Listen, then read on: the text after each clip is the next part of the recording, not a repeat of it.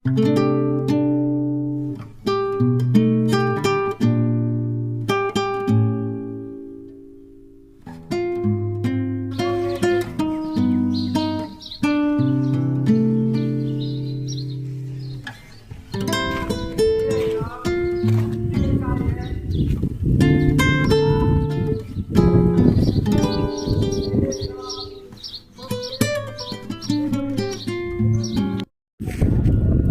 ಕಾವೇರಿ ನದಿ KRS ಇಂದ ಬರುವಂಥ ನೀರು.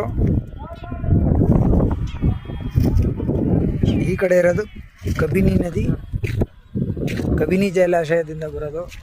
ಎರಡು ಸೇರಿ ಇಲ್ಲಿ ಮಧ್ಯದಲ್ಲಿ ಅಲ್ಲೊಂದು ಗುಡ್ಡೆ ಥರ ಇದೆ ನೋಡಿ, ಆ ಜಾಗ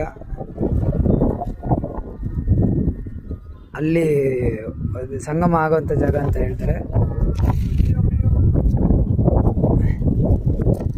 ಈ ದೇವಸ್ಥಾನ ಬಸವಣ್ಣವ್ರದ್ದು ಅಂತ, ಅಲ್ಲಿ ಇದು ಮಾಡುತ್ತೆ, ಪುಣ್ಯಕ್ಷೇತ್ರ ಅಂತ ತುಂಬ ಚೆನ್ನಾಗಿ ಇದು ಮಾಡುತ್ತೆ.